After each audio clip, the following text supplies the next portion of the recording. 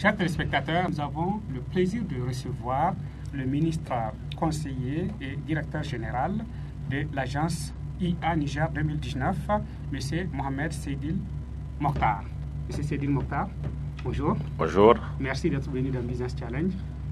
Depuis un certain temps, tout le monde entend parler de IA 2019, un événement de grande envergure que le Niger va accueillir en 2019. Je pense que ça va être en juillet, mais déjà les travaux ont commencé. Alors, j'aimerais déjà que vous me parliez un peu de cet événement. Qu'est-ce qu'il pourrait représenter pour un pays? Bien, merci M. Seydou pour cette opportunité que vous nous offrez de parler une fois de plus de la préparation de la conférence de l'Union africaine. C'est une chance pour nous, c'est un honneur pour le pays, mais c'est également un grand défi. Quand on connaît le contexte dans lequel se déroule cet événement-là, c'est quand même un gros défi pour Alors, un défi, effectivement, sur tous les plans, mais essentiellement, c'est d'abord un défi de mobilisation des ressources, parce qu'il faut quand même travailler avant, pendant et après. L'organisation de ce sommet, son budget, c'est quoi? Alors, pour organiser la conférence de l'Union africaine, on a 3 volets. Il y a le volet préparation, donc qui concerne tous ceux qui sont infrastructures, parce qu'on aura un aéroport à faire, on aura la voie express, on aura des hôtels, on aura salle de conférence, etc. L'estimation que nous avons faite aujourd'hui tourne, ça fait environ 350 milliards de francs CFA. 350 milliards de francs CFA. Okay. Mais nous savons qu'aujourd'hui, nous ne pourrons pas mobiliser 350 milliards de francs CFA au niveau de notre pays. Le contexte de crise financière et de difficultés de trésorerie que les pays ont. C'est difficile pour nous qu'il faut le faire, mais il faut forcément trouver. Il n'y a pas d'argent. Et nous sommes conscients. Votre stratégie, c'est quoi? Votre stratégie de mobilisation des ressources? Alors, nous, l'esprit pour nous de le départ, c'est que, premièrement, nous ne voudrons pas augmenter les ratios d'endettement du pays. Donc, nous ne voulons pas aller sur des prêts, nous ne voulons pas aller sur des investissements qui vont aller également au Trésor national. Donc, il faut le faire sans s'endetter et en allant le moins possible au Trésor. Donc, il faut trouver des solutions innovantes. Donc, la solution pour nous, c'est d'avoir des secteurs privés. Nous avons mis le secteur privé en avant pour pouvoir gérer cet investissement, soit sous forme de BOT, donc Build, Operate and Transfer, ça veut dire que vous avez un opérateur économique qui a de l'argent, qui est capable d'investir, exploiter et pouvoir nous rendre l'infrastructure. C'est par exemple le cas pour l'aéroport avec les Turcs. Ou alors trouver des gens qui sont prêts à faire des investissements directs. C'est le cas des hôtels, c'est le cas des villas, c'est le cas des appartements de grands standards. Nous avons mis ces projets-là. Donc sur les 350 milliards de francs CFA, 80% des ressources ont été mobilisées par le secteur privé. Donc, ça ne coûte pas de l'argent au trésor nigérien, mais ça nous permet même d'augmenter ce que nous gagnons aujourd'hui. Parce que ça aussi, et on peut voir ça aussi d'un point de vue d'attractivité économique. Peut-être que là, vous exercez, voir comment est-ce que le Niger a une certaine attractivité vis-à-vis de certains investisseurs. Est-ce que quand vous discutez avec ces investisseurs, ils ont envie de venir ou bien ça a été plus difficile? Non, je pense que ça a été pour certains difficile, parce que tout simplement, la plupart ne connaissent pas la réalité économique du Niger, ne connaissent pas la réalité socio-politique du Niger. Ils ont une autre perception qu'ils ont eue à travers les médias. C'est un pays, souvent on dit que nous sommes parmi les derniers, c'est un pays souvent qui est présenté pour qu'il y a des questions de sécurité, mais du fait des actions qui ont été entreprises, au niveau de notre pays, les gens ont découvert que c'est un lieu où il faut investir. Je donne 2 ou 3 exemples. Premièrement, nous avons amélioré notre doing business. Donc, le climat des affaires a été suffisamment amélioré au Niger. Donc, ça, c'est une évidence. C'est une évidence qui permet aux gens de dire qu'il y a des facilités pour venir au Niger. Je peux rapidement créer mon entreprise en 3 jours pour moins de 200 000 francs CFA. Je peux avoir un branchement d'eau ou d'électricité en 1 semaine ou moins que ça. Je peux avoir mon permis de construire en moins d'une semaine. Donc, ça a quand même. Deuxièmement, notre pays également a gagné en termes de niveau de classement de transparence sur le plan corruption ou autre chose. Donc, du fait que les gens savent qu'ils ne sont pas dans un pays où la corruption est développée, ils peuvent faire des affaires dans la transparence, la transparence totale. Nous avons également créé un cadre juridique qui donne la sécurité judiciaire aux opérateurs économiques et lorsque les gens viennent également, du coup, que sur le plan sécuritaire, le pays est parfois dans des niveaux meilleurs que ceux de certains pays de l'Europe. Donc tout ça, ça a concouru à ce que beaucoup d'entrepreneurs qu'on a des difficultés à faire venir, lorsqu'ils sont arrivés au pays, ils ont rapidement compris que ça marche. Et aujourd'hui, nous sommes en train de repousser certains investisseurs. Certains investisseurs qui arrivent nous disent que non, c'est trop tard pour nous parce que le temps qui nous reste ne permet pas de faire d'autres projets d'envergure ou alors on a déjà bouclé tous les alors projets. aujourd'hui, quels sont les pays avec lesquels, je vais dire les origines des investisseurs, avec lesquels on a vraiment calé les choses et que ça fonctionne bien? Je sais que pour les Turcs, ça c'est bon, ils sont déjà en train de travailler, mais à qui d'autre? Non, je pense que l'essentiel des projets que nous sommes en train de faire, nous avons à peu près une quinzaine de projets d'infrastructure. Et c'est la quinzaine de projets d'infrastructure, nous avons une dizaine de projets qui est directement gérés, exécutés et financés par des Nigériens. Ok, une dizaine. Une dizaine. Les autres, nous avons les trucs également qui sont là pour l'aéroport et l'hôtel présidentiel. Nous avons également des Indiens qui doivent venir pour le centre de conférence sous forme de dons dans le cadre donc, de l'action diplomatique de notre pays. Donc, et ça, c'est principalement ces deux pays que nous avons en termes de ceux qui font des investissements. Tout le reste, ces entreprises, même si souvent elles sont dirigées par des étrangers, c'est des entreprises nigériennes. Okay. Voilà. Okay. Alors, et là, est-ce qu'on peut avoir des exemples? C'est quel type de projet qu'on a, les autres, où on a vraiment une forte implication des entreprises de droit nigériens? Alors, si vous prenez, nous avons des cités. Nous avons la cité Fitira, qui fait à peu près une quarantaine de villas. C'est la route de Goudel, qui est construite par des Nigériens, une société 100% nigérienne, dirigée par des Nigériens. Nous avons la cité de l'Union africaine, la cité 2, au bord du fleuve, à côté de l'Epelec, qui est également financée par des Nigériens, même si c'est des Nigériens qui vivent à l'étranger. Donc, c'est des Nigériens, c'est une société nigérienne qui est exécutée complètement par des Nigériens. Nous avons la cité d'Angara, qui est un opérateur économique nigérien, qui la finance à 100% pour des villas présidentielles. C'est toujours à Niamey. C'est toujours à Niamey. Okay. Nous avons également à Niamey la cité MIM, qui est financée par un jeune entrepreneur nigérien, Moutari, donc, qui est en train de faire un duplex avec des appartements. Nous avons également la résidence Fayel, qui est en extension. C'est une résidence qui est financée qui est financée par une jeune entrepreneur nigérien. Et puis nous avons l'hôtel Bravia, qui est donc une société nigérienne, même de droit nigérien, même si par ailleurs elle est gérée par des Indiens. Donc tous ces projets-là sont exécutés par le Niger. Nous avons la cité de l'Union africaine, la cité UA1, une quinzaine de villas, que l'agence UA elle-même exécute avec le recrutement de l'entreprise Satom, qui est une entreprise également de droit nigérien.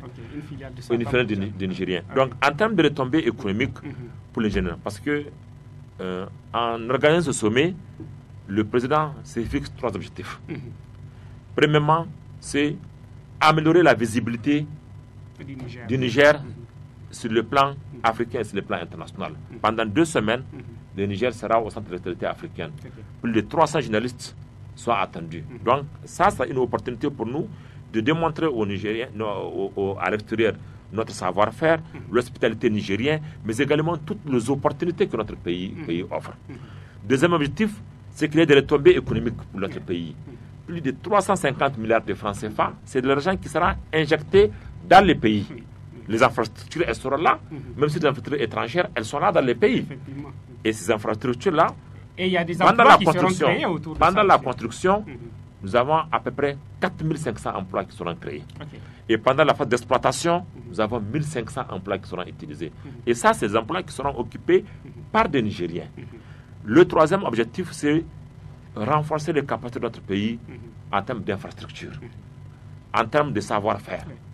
Parce que nous voudrons que, après l'UA 2019, que nous soyons en mesure d'organiser n'importe quel événement d'envergure internationale. Parce que nous avons les infrastructures. M. Sedil Mokhtar, il y a un élément important, ou même 2 éléments importants. Je vous ai une fois entendu parler de ça à la Chambre de commerce. Et là, j'aimerais savoir où est-ce que vous en êtes, où est-ce que ça va. Ces infrastructures, ces bâtiments et tous ces sommets ont besoin d'énergie, de bonne qualité et avec une continuité de la fourniture, n'est-ce pas? Il y a aussi la question l'accès à la technologie, toutes les technologies, et Internet et tout ce qui va avec. Et je vous ai entendu dire que vous êtes en train de travailler pour prévoir tout ça avant le sommet. Alors, comment avance ce travail-là? Les discussions sont en cours pour la 4G. Vous avez vu que la 4G a déjà été sur les plateaux de commission, a été attribuée, et que d'autres efforts, et c'est pour ça que le président de la République a créé, avec donc le gouvernement, l'Agence nationale pour la société de l'informatique. La société de l'information. La société de l'information, pardon, donc la société de l'information. Donc nous avons quitté le haut commissaire que nous technologies pour aller à une agence. Ça, c'est deux messages forts. Premièrement, en appartenant à une agence, ça veut dire que nous créons une structure qui a l'autonomie, qui a des capacités plus opérationnelles, mais également en l'amenant directement à ce niveau-là, il y a une volonté politique qui est affirmée pour la présidence et qui est en train de faire un excellent travail.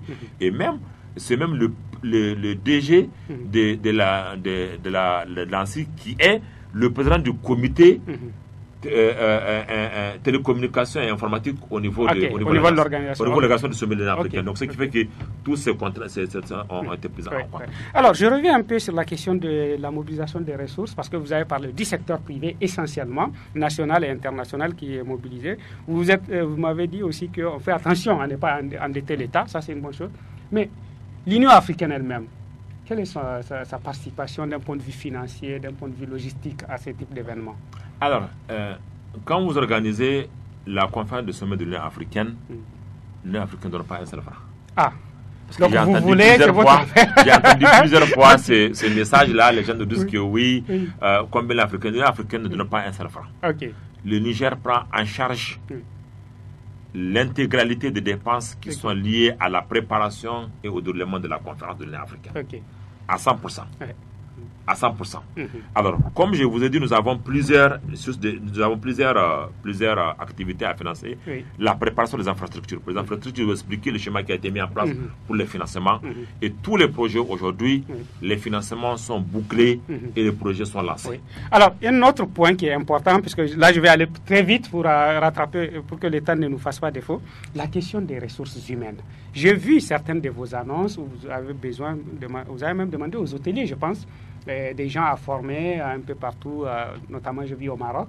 Et je pense qu'il y a dans tous les métiers de services que nous avons qui vont concourir à l'organisation de cet événement, on a besoin d'avoir une bonne qualité des ressources humaines. Sur ce plan, où est-ce que vous en êtes? Alors, nous avons fait, là également, nous avons fait un travail, donc, parce qu'au niveau de l'agence, on a un comité, on a un département en charge des questions de la formation et de renforcement des capacités. Donc, à travers tous les différents comités qui étaient mis en place, nous avons identifié les besoins de formation des acteurs. À peu près 6 000 personnes seront formées à l'occasion de ce sommet-là. Donc, un renforcement des capacités à tous les niveaux. 6 000 personnes qui seront dans le processus. Dans le processus.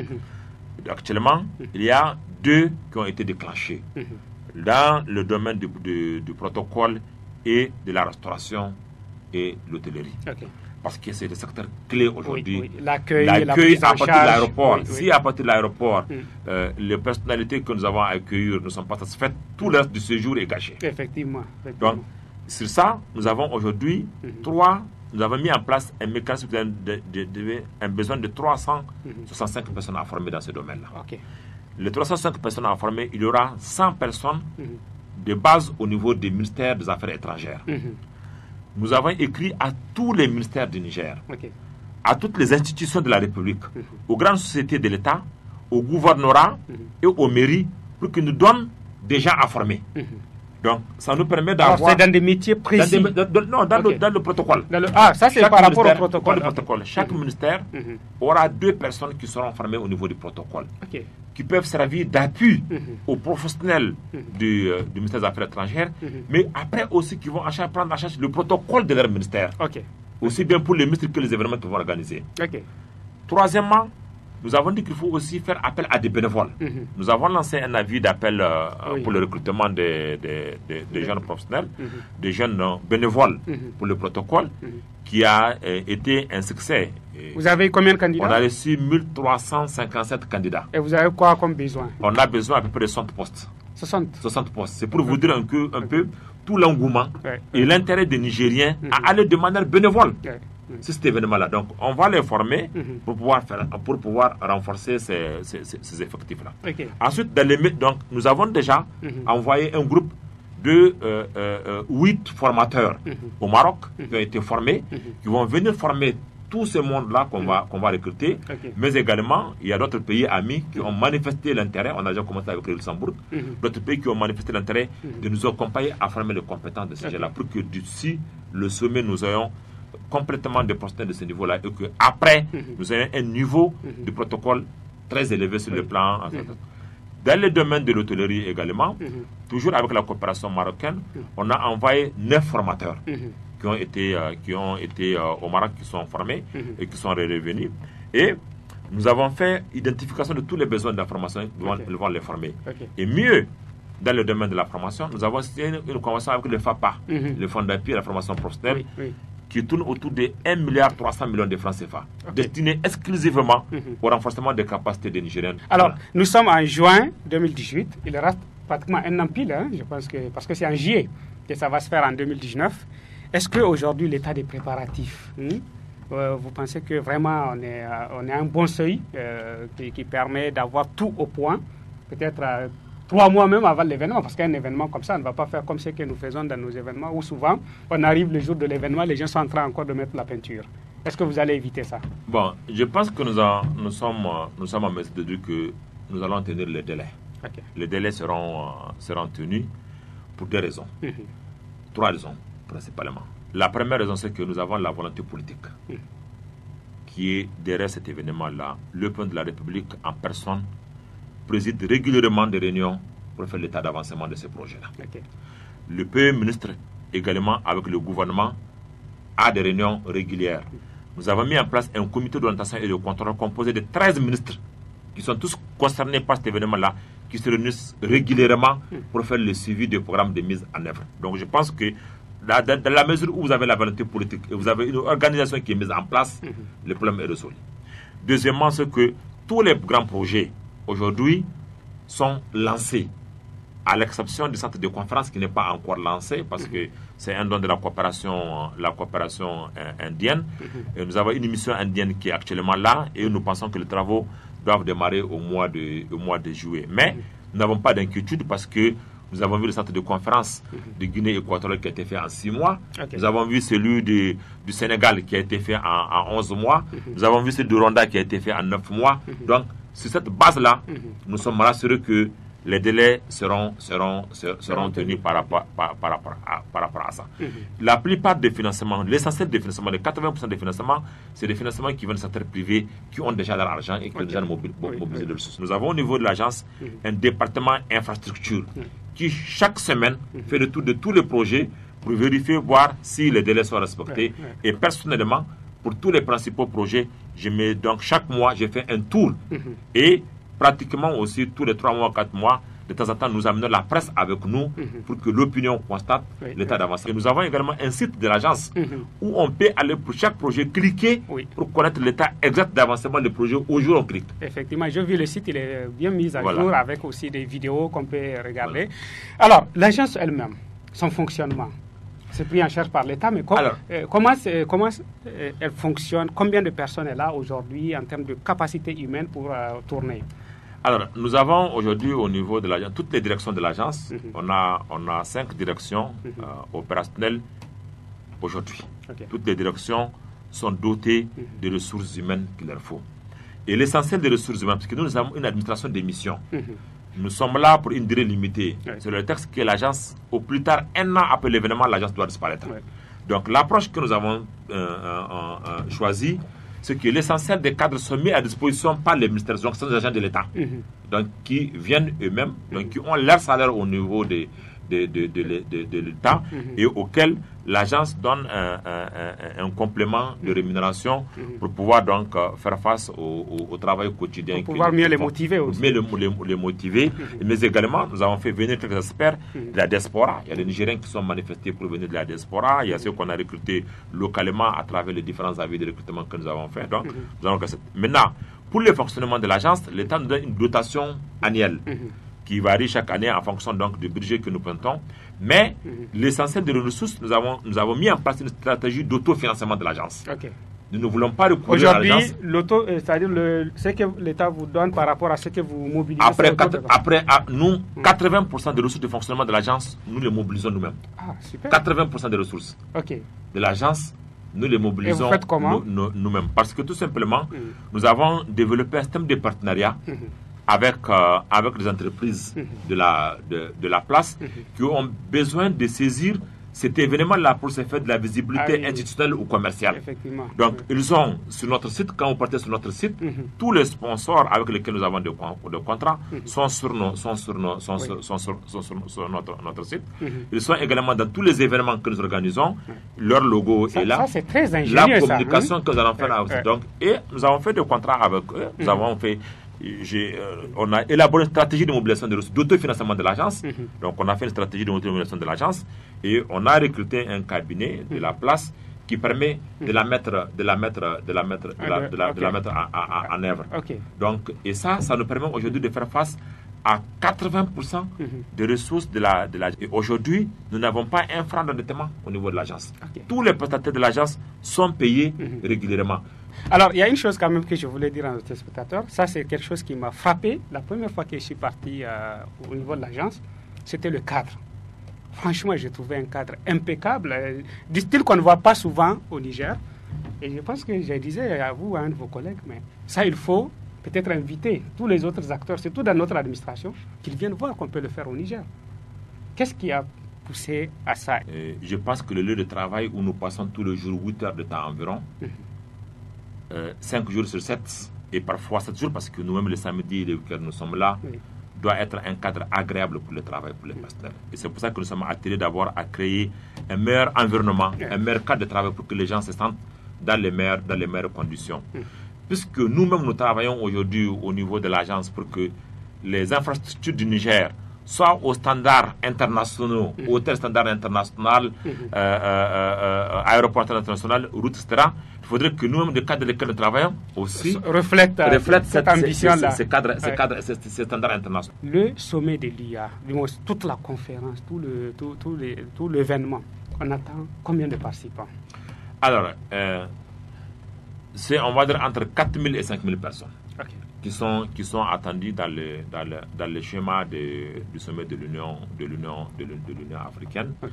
Et il y a des réformes aujourd'hui qui sont en cours au niveau de l'Union africaine pour voir le format de l'organisation de la conférence de l'Union africaine. Donc c'est possible que dans les années à venir, le nombre de participants soit réduit, mais probablement c'est une décision qui sera prise au sommet de Nouakchott qui est prévu le 1er et 2 juillet prochain. Merci beaucoup, M. Sedil Mokhtar, pour cet entretien. Chers téléspectateurs, j'espère que vous avez agréablement suivi cet échange avec le ministre directeur général de l'agence IA 2019 et que vous avez tiré un grand profit. Restez à notre compagnie pour la suite de cette édition. À tout de suite.